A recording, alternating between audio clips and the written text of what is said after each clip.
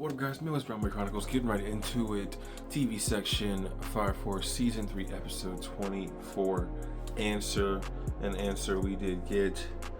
Shinra Bansho against Saintess of Despair. Yes. The retort that I needed, the reply that I needed. Arthur, I love you. Thank you so much for coming in and humbling Shinra in a moment that he was about to destroy everything. Rage, all the things that he wanted to do in that moment. We all felt it. He deserved to feel that way. You took everything he loved and tried to shit on it. So, yes, we love you, Arthur, for humbling him twice. Shinra feeling that once, getting hit again. I thought he was just trying to go through the planet. No, he was directly going right to Shinra. Is his body back? Is Arthur okay now? Okay, damn, awesome. Awesome when she said, "Wow, the guardian of the fourth pillar," which it does make sense. Shinra is a pillar, so it stands to reason that he did have a guardian at all times. And wow, Arthur's always been his guardian. Damn, what a mindfuck. I just love kind of the closure feeling of this episode, kind of the relentless nature of hope meeting despair in the middle.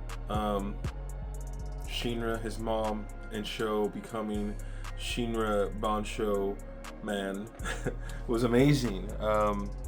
Hero, Hope, and Angel becoming three hearts as one.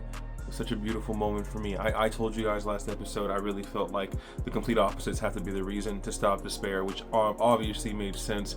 You can only do that with light in your heart instead of darkness. So it was a necessary step to understand that something had to push Shinra in that direction, and I'm really happy it happened to be Arthur and his mom to really come back and let him know we always have your back. Don't ever give up on yourself. Sorry guys, adjustment. Okay. I love this episode a lot.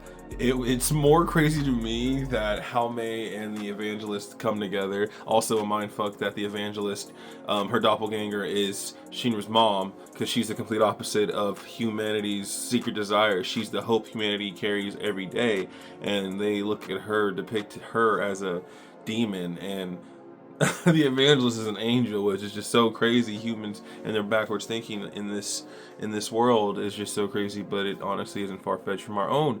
I really just was mesmerized by Haume and how much I did not appreciate her. I don't really care. She has everybody's abilities, has Iris's abilities, and Amaterasu, all of them, and keeps using them in certain ways. Inka's abilities, Sumire's abilities, all of that, and she is shooting fucking flame balls at Shinra, fucking flame balls at this man, nukes, throwing everything she can, missile launches. She is fucking him up, trying her damnedest to, at least, and it is to no avail. It's not doing anything. Shinra, when he becomes Shinra Bansho, is basically unflappable. Stayed for the one moment in the episode where he really did question for a second if this was the right way, if he was considering the weak, if you would, the weak ones in the world, which I personally feel like the weak one kind of thing isn't real to me. It's more, I want you to believe in yourself, and if you don't, find people who want to believe in you, for you, love you for you, help it be easier for you to move through this day, through this world. Don't do it all on your own, kind of thing. But it's not always easy for everybody to see that, and so I get it. The moment that Shinra really did almost say, am I prolonging the inevitable, prolonging the suffering, thinking about how much Haume had already experienced and seen and went through, and how much he felt her pain for a minute, and through all of that, still having his mom be able to look at him and say, essentially, the world is big and bad, and there's a lot of things you can't control, but how do you feel? What do you want to do? What do you want to be, and how do you want to move? Remember that feeling and go forth with that. That is the lighthearted moment that my heart needs to understand that even in the darkest moments, remember the hope you have in your heart to see the light. Just make it through. You'll be all right. Things aren't always easy. Things aren't always great. Life is frustrating. Life pisses you off. Pisses us all off. Remember to hope for yourself and for things you look forward to. So I felt good after this episode. Of course, a little tear shed when you see Obi coming back into the new world, and you're seeing the link, like I've been talking about, the link to Soul Eater. For those who know, it really just feels like the world of Soul Eater, and they're kind of meshing it now where it's turning into that world, because Shinra is now mapping the world in his image, which is what everybody has been kind of spoiling for the longest time, that he really will be the remaker of the world.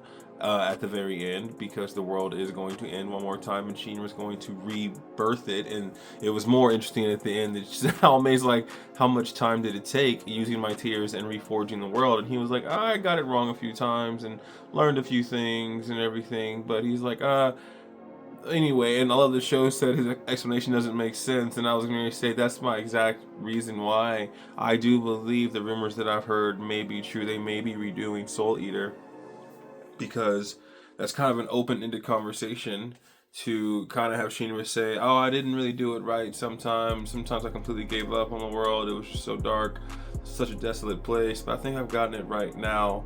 And that's one of those moments of like how much has went wrong that you've been able to correct, that you keep forgetting about, that you keep missing, that people are still using against you. It does make a part of me want to go back and watch the original Soul Eater, because I have not watched it. But that being said, I just love Fire Force so much, and happy we get one more episode to really see what happens. The next episode is called Hero's Tale, and I'm really wondering if it's just going to give us the basically backstory of what Shinra's done since he became Shinra Bansho.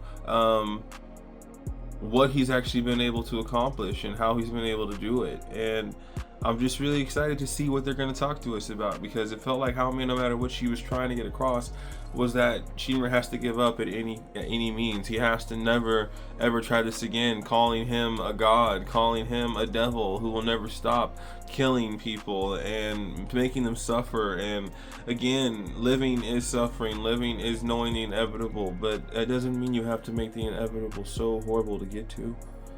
It doesn't have to be the worst journey you've ever been on. It could be the most beautiful thing you've ever experienced if you want it to be. So I really did appreciate that kind of feeling of Haomi still trying to do whatever she could to throw that at Shinra, but him still being able to push through with that hope that he wanted to maintain because of loving who he loved, who he had. Kind of cute moment when he's talking about Arthur and says that Arthur is his friend and he knows that he would never give up, so why should he? Kind of really reminding him of the people that really were always in his corner, that never wanted to give up. I'm really happy that moment with Iris's power stopping him, that it didn't like throw him off a little bit, because I'm still hurt about her being gone too, but he lost everybody. So in that moment, to bring them all back made me really happy. And I actually thought about that too, because in the preview, at the end of the show, I should say, at the end of the episode, it didn't show Iris coming back to that world. It showed the other sisters, it showed Five's captain, it showed all of them. It showed a lot of characters that are gonna come back now. It showed Benimaru's former fucking captain, well, I guess boss, if you would, the original boss of the 7th. It showed Rekka coming back, that I was just talking about a few episodes ago. The first captain coming back, our amazing captain. Oh my god. Oh, and then of course Obi. Just thank you so much for Shinra redoing that and doing that right. Doing that fucking right. Yes, I am just. Now I get to see how the story moves forward after this. What happens? Is Shinra able to come down and live now, or is he always going to be revered as a god? I mean, he did create the world, but can he be a part of it? Is that okay? Can he disband Shinra Bansho and just go forth and live, or does he have to maintain being a god if necessary? Is kind of my question. But I'm really intrigued to see what this closure episode gives us, because most of the anime is over this week, and Fire Force is one of the few that's given us a bonus episode for next week, so we get a little extra, and I'm really happy to get to actually finish it. Like, they didn't have to do it like I thought they would, where they would get it done in 10 minutes and then have it be closure at the end of this episode. They actually gave us a full 24-minute episode, and then are going to give us the closure for the next full episode. So I'm so excited to see if it teases anything, if it lets us know what happens, where we go from here, if they're done completely and they want you to go watch Soul Eater, or what happens.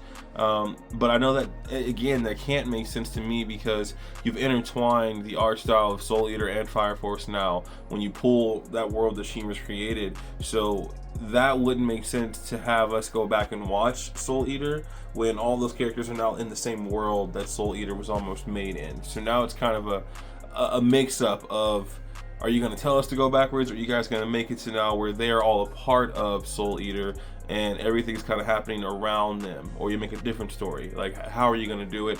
I'm intrigued to see it. I can't wait. This has been one of my favorite animes again, and I am so happy to get some closure like I want, and then more closure next week. Howmei was a badass. Saintess of Despair, crying holy girl. Yes, she was all those things, but again, she wishes she could have stayed human. She's felt so much, you know, she's not, and it just felt like even as despair is always there, hope will always be there also. So it's the yin and yang of life. Just pick one side and make sure you try to figure out why you're on either side. And if you are, come to one, make a balance of both. Despair hits you in random moments. Hope should always shine through in the worst ones. So I'm really excited for episode 25. Hope it's good. Alright guys, this has been Midwest Brown Boy Chronicles. I'm your Midwest Brown Boy, Jalen Brownford. Thanks for watching any of my videos. Like and subscribe. You guys have a good week. I'll talk to you guys next week. Peace and love always.